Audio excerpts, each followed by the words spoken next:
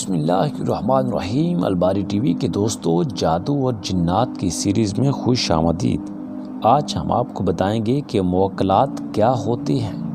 الباری T V کے دوستو، موکلات اصل میں جنات کی ہی قسم ہے، یا پھر آپ یہ سمجھ لیں کہ جنات کو ہی موکلات کہا جاتا ہے۔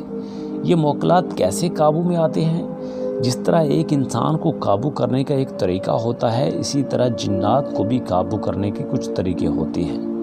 جو جادوگر یا معالج کچھ وظیفے یا چلے کرنے کے بعد ان کو قابو کرنے کا دعویٰ کرتے ہیں۔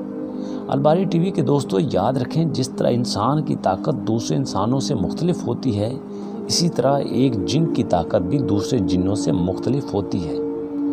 اگر کوئی جادوگر یا معالج اس بات کا دعویٰ کرتا ہے کہ اس کے پاس موکلات ہیں، تو یہ بات سمجھ لیجئے کہ وہ موکلات سے کام تو ضرور کرواتا ہوگا، لیکن بدلے میں ان کے بھی کام کرتا ہوگا۔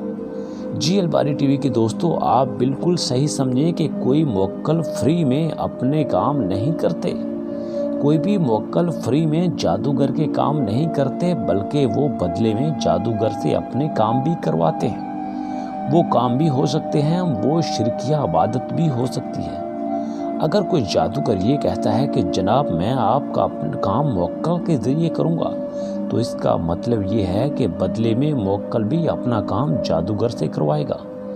وہ کوئی چھوٹا موٹا کام ہو سکتا ہے، یا پھر غیر شرعی، غیر اخلاقی، یا پھر شرکیہ کوئی کام ہو سکتا ہے، جو اس جادوگر یا معالج کو بدلے میں کرنا پڑے گا۔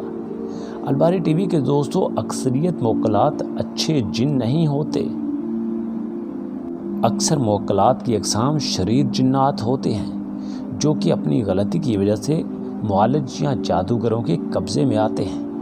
اللہ تعالیٰ مجھے اور آپ کو جادوگروں اور جنات کے حملوں سے محفوظ رکھے۔ آمین ثم آمین۔